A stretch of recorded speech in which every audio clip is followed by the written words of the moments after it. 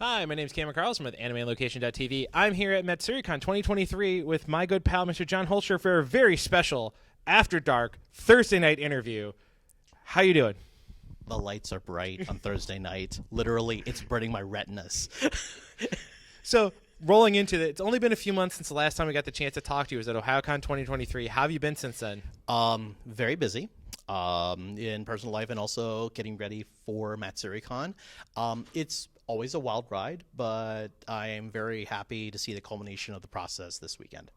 And kind of going into your personal life, which is really, really cool, is that you're a huge K-pop fan. Mm-hmm. Some of the fans even know that you're a huge K-pop fan. They one fan dropped off a special set of ribbons just for you. So the cool part, though, is on top of that, being a con chair, you're also a student at school, and you wrote a really cool paper about K-pop that potentially is going to become publication. What does that mean for you? Oh, that's a very good question. Even after I was told this, I'm still processing it because it's something that I do take immense joy in studying about and writing about. And not only having it picked for like an award, but for it to be picked as to be published later on by people who I consider like researchers that I use for my paper is it's a dubious honor to actually have that happen. It's also my paper. I've also been contacted by two professors. They want to do a joint collaboration and an expansion in the project. So I'm floored. I never thought that this whole thing would be happening, and the process is just getting crazier and crazier.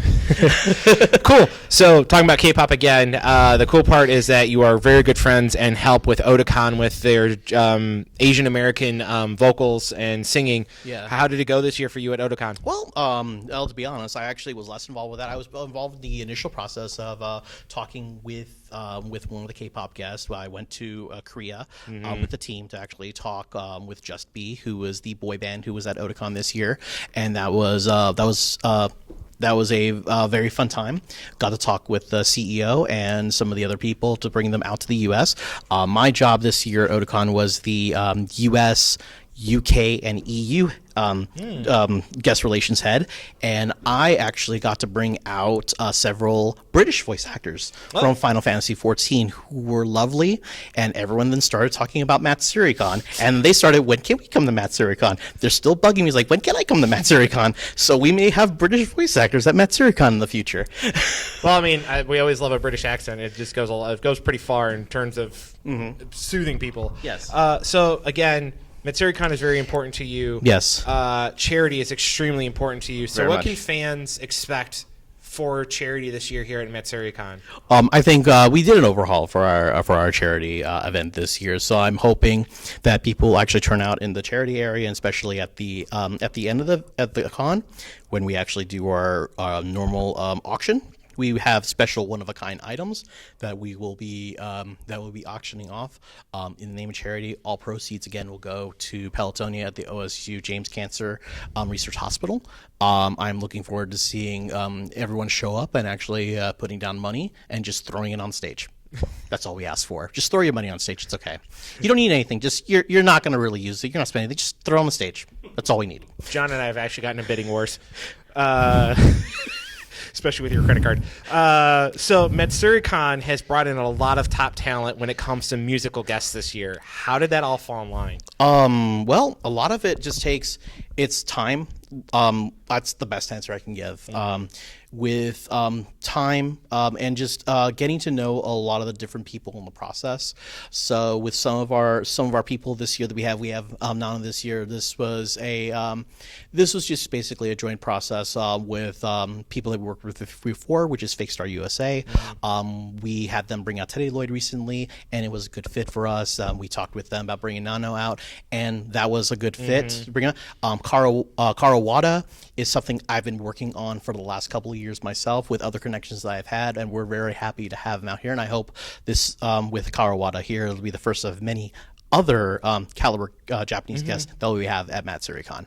I mean, when both of them were announced on social media, personally, I had tons of my friends freak out Yeah. that they were both coming. So, and I've been very excited to meet both of them as well. Mm-hmm. So, again, we're talking about Matsuricon, and it keeps evolving. And one of the big things that it made really, really great every year is the night market and its concerts. What can fans look forward to this coming weekend? We have several concerts lined up. Obviously, the aforementioned Nano concert that'll be happening. We finally got Caleb and Jonathan at the same time, and they'll be doing their concert. And Brandon. Brandon will also be doing a concert too. So we've got a bunch of concerts lined up for this week, and I'm very excited for everyone to show up at each one of those concerts. And then the night market evolves. How has that been going? I mean, we've only done it for 1 year, but we're going into this second year. What can fans, when they come this weekend, see from the night market? I think you're going to see, more of the same, but I think it's going to be a little bigger. I apologize. It's been a lot, so I don't remember which room it is right offhand. I honestly don't. I've been everywhere. And I apologize. So scold me later. So check social media Yes. for the information and the website for information on where to find the night market. Right. Yeah. But definitely, I know we've got more mini games going on there. I know we have more people involved. So definitely check out the night market. It's something that we started last year. And I know it's actually grown bigger, and we only want it to continue to grow bigger and better. Okay, so going more personal for you, because we're going to stop con talk for a moment. We're going to have some fun with you. Oh, no. So now speaking football. Okay. Your Cincinnati Bengals went really far into the postseason, and they're doing so well on the offseason right now. Do you feel they drafted well and are keeping players on board with good contracts? That is a very good question. They have drafted very well. I think the brain trust in Cincinnati has done very well in drafting the players they need to draft, and actually making sure that we are drafting for the future, because we can't keep all these players forever. We have probably one of the best lineups that I have ever seen for a football team. We probably may be able to keep them for 3 or 4 years, but I think we are drafting the right way for the future, so we can just reload and keep going and keep on going far in the playoffs every year, instead of just trying to stop, try to make a patchwork team, and then maybe do another run for 2 years. Yeah. So we're setting up for success. So more of a steady increase in terms of power, and then a steady stay at that power and keep building from it. Exactly. Okay. I think we have the proper mindset. We have the right people in place that are leaders. We have the proper coaching in place. We have young players coming in to take over veterans who have left. I think this is probably the best team we have had in years. Sounds good if you're a Bengals fan. It is. So again, speaking about football, the college football program has changed with the introduction of the INL deal. How do you feel the NFL will change to retain young players? Because, I mean, you look at some young players that are at very good caliber that are getting very large contracts very early on in their lives. What would be the incentive for them to leave a contract and an NIL deal at college to then go play pro? Well, one thing, the NIL deals I know they're capped. You can't go too crazy with an NIL so contract. Nothing past like $2 million. I think they do have a lot of limits with it, and even then it's still a percentage. I don't know how the math works with that. Okay. But it is worth it for anyone in college. Even if you're on an NIL deal, you're still going to get paid. Correct. Those rookie scales are going up, so they're going to get paid. They're going to get a good rookie contract. So there is no reason why anyone, even a good player on an NIL deal, doesn't want to jump to NFL. Especially if you're like a top 50 prospect, you're going to get paid. So I don't think there's not going to be an issue to retain their younger players, because they're going to get that lucrative deal with Nike, with someone else, and they're going to make money on top of what they're making for their contract. There's not an issue. I think the NIL deal and also the transfer portal, if you want to go there, I think that causes issues in college football, and that's a whole different subject. Okay, so we're going to go to this. So we know that Matsuricon is taking place this weekend, but what can we expect if people want to come out that can't make it this year, that want to come out for next year? What do we have in the lineup that might change from year to year that you're allowed to talk about? I can't talk about it because I don't know. I don't know, because I have a vision what I want to see next year for 24, but it could be completely something else. But what you can always take away from Matsuricon is we're probably going to always have a good quality guest roster. We're always going to have good concerts. We're always going to have good people that come in, and we're always going to have a good, welcoming crowd for anyone who wants to come to a convention, can actually feel comfortable and be around friends. That's what I can always offer every year. Well, do you buy the hype of the Detroit Lions? No. Well, okay. Okay, actually, let me elaborate. Well, okay. Let me give you my point of view. Okay, I think they're going to upset the Chiefs on opening night, please. running the ball.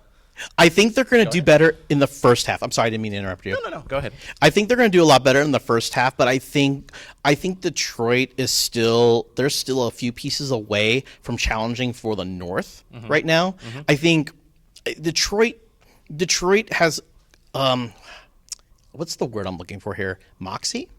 Okay. Because yeah. they have Dan Campbell's the coach, right? Yes. And he's one of those old school coaches that just kind of like gets in your face, doesn't really care, and that it feeds that team. I think they're going to win some games because of it, but I don't think they have. I still think they're like one or two pieces away from like making the divisions theirs. Okay. So I think it's going to be a rough fight for the North, and it makes me kind of vomit to say the Green Bay Packers are still going to win the division. Even with Jordan Love, J-Lo. I think so. Because who's going to challenge? The Bears? No. No, Minnesota. I'm sorry, Minnesota. It's Minnesota's division to lose. I apologize.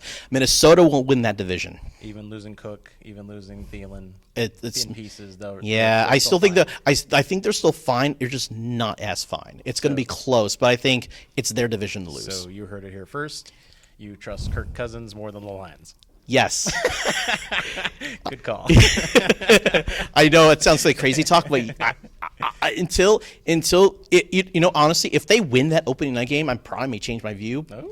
But they got to get past opening night first. Okay. I think they'll catch them sleeping though. Yeah, I think they have the makings of an upset there. I just like it. Yeah. Also in the NFC, this is the way I look at the NFC. NFC title game will be Philadelphia and San Francisco. I don't know who's going to be Yes. home, but I mean, is there anyone else that can challenge those two? That's a good question. Philly, San Francisco, And that's it. not Dallas. Good night, everyone. Good night, everyone. The NFC is it's a two-horse race. Yeah, it is. Because I don't see anyone really other than the Phillies coming out of the East. The South is a dumpster fire. Nice catch. The South is a dumpster fire. The North is going to be who gets the right to lose against whoever is in the playoffs, and the West, it's San Francisco. Yeah. And So the South is, I think the winner is probably 7-10. I don't know about 7-10, but that's going to be like 9. 8-9, Again. 8-9, 9-8, Again. something like that. And then the Cowboys make the playoffs and then get dumped in the first round. I don't think they make the playoffs.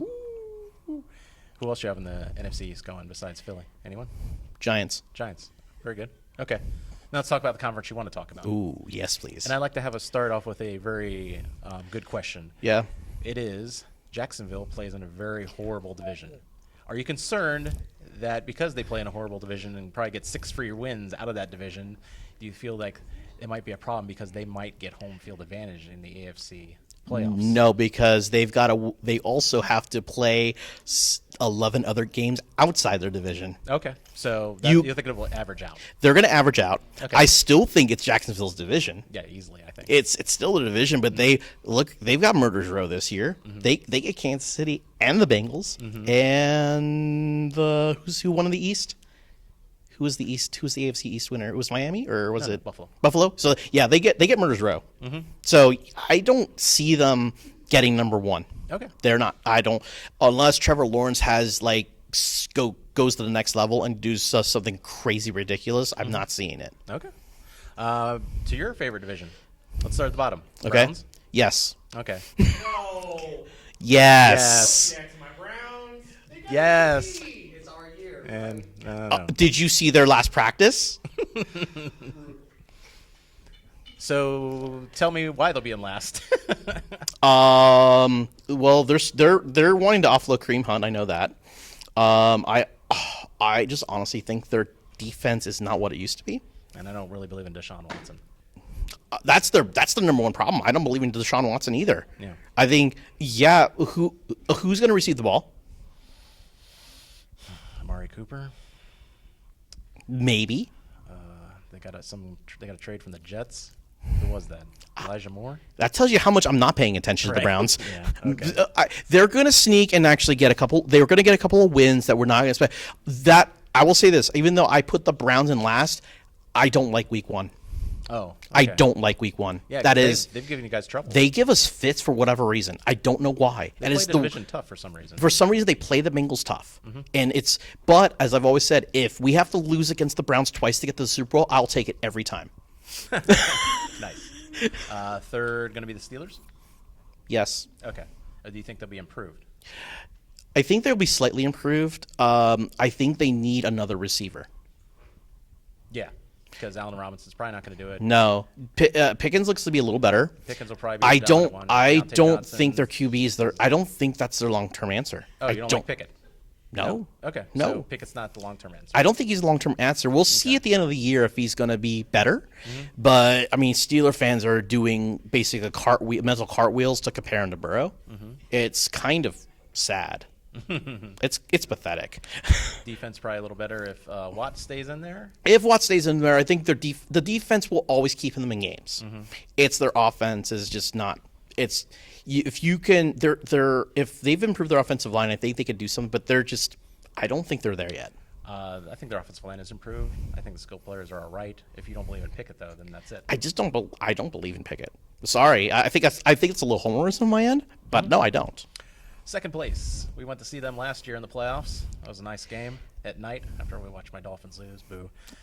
I am sorry. By the way, that was a fun day. I rooted for the You're Dolphins. right. Yeah, I rooted. Well, we went and watched the and then we went and saw the nightcap. And it was a great game. I have a caveat on second place. Oh, for your division. Yeah, Okay, what do you got?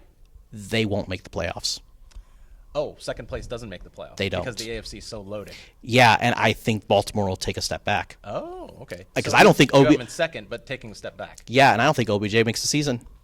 That's That's the an easy easy bet. that's the easy bet. But I don't because their wide receivers are OJB, the new kid that they drafted from Boston College, say Flowers. Zay Flowers, which I think he's going to be something in year 2. I don't think he's going to be something in year 1. I don't know who was the other receiver that they have. Bateman, but Huh? he gets hurt too. Who? Bateman. Is it Bateman? Yeah. Oh, Okay. He gets hurt a lot. He gets hurt a lot, and he's not even a number 2 on other teams. And Mark Andrews. Mark Andrews is their number 1. Yeah, That is the number 1. And he had a hard time late If you can last year. bracket him, you can bracket him, take him out of the play, and you make Lamar Jackson depend on his legs, you can beat him. And not much worry on J.K. Dobbins. No, Okay. he wants out True. because he's in a running back by committee team. So I don't think they make the playoffs. All right. I know that's very strong, but I just don't think they're going to make it. There are like 9 to 10 strong teams in the AFC. They are this there. This is not a shocking revelation. Okay. So, All right. We could talk about the East and the West, but Yeah, they have exactly. strong Oh yeah, we can. But let's talk about your Bengals. Okay. Looking for first place, looking for home field. Do you feel any weaknesses in the back with the younger corners and safeties? I think our corners will be okay. I think safety is going to be the question mark because we had Von Bell and Jesse Bates and they're gone. Okay. Now you have Dak and you have the new Jordan Battle. You have 3. What they're doing, if you've noticed, they're making their corners safeties and their safeties corners, so they can rotate them. There are certain plays where they'll do a 4-man rotation where they'll actually rotate them out and their safeties will play as a corner. That was their strength, and I think they'll still be able to do it because they drafted the kid from Michigan to do that. Well, you've told me for years now they keep bringing the safety down to play as a big nickel, right? Yeah, well, your nickel corner is Mike Hilton. He's one of the best. Oh yeah. And now you've got they drafted Ivy, they drafted Battle, they've drafted like good secondary people. So that's going to continue. They locked up Hendrickson. I think we may lose what's his name on the front line after the next year. Big guy, I can't think of his name. I don't think I'm worried too much. Reader, Okay. where I'm we not may too lose him much- next year. too much worried But about your front seven. our defense is going to be stellar. Okay. I think if our back end still does what it does, no one can stop us. Okay. Offense, we know about the line. We know about the receivers. My questions are, if Burrow doesn't start the season, do you feel like you get off to a slow start with Burrow out of the lineup? Yep, we do. Okay. We do. But it's Will that hurt home field, Chase? It might hurt home field Chase, but I expect Burrow to start week 1. Oh, I think that's all smoke and mirrors. He's gonna start week 1. Okay, cool. He will start week 1. I will say right now, I was close in my prediction. I was so close. You were very close. I think you're only a game off on. I was only a game off because of what happened. Okay. I will still stick with it. They will go 14-3. They will get number 1. All right. This is the year. If they don't do it this year, I don't know when they do it. Okay, so 14-3, even with a slow start. Even with a slow start, they can strong do end. it. Okay. Because they're known for, they've done that 2 years in a row. I don't foresee them not doing that. Okay. My other question on the offense is, I know Joe Mixon is the bell cow. Yeah. But who is behind him now that Pirine has went to Denver? I don't even know who the backup running back is. Travion Williams is out because he got hurt during practice. It's going to be the rookie. Okay. Well, now it's going to be the rookies. It's Will gonna Travion be back? He will be back, but I think unless the rookie really comes out swinging on third downs, it might go back to Travion. But I see the rookie actually taking it over. Are you comfortable with this running back room? Actually, yeah, I am. I actually kind of like this running back room right now. Cool. You know, if the rookie is as advertised, yes, I think we can do something. I think we raise P Ryan. I don't think. I'm very surprised he went that fast, but I didn't think we were going to keep him because he was going to go somewhere that he will get like the share of carries. Oh, all right. And finally, we going to see the Rams and the Bills this year? Yeah. Oh, hell Prime yeah. times, all right. Oh, prime time. Like Hell it. yeah. I'm liking that. See you there. All right. Oh, whiteout game for the Rams game, right? Oh yeah, whiteout game. I'm getting whole new threads for it. Oh, cool. Oh yeah. Okay. Then we'll see you there.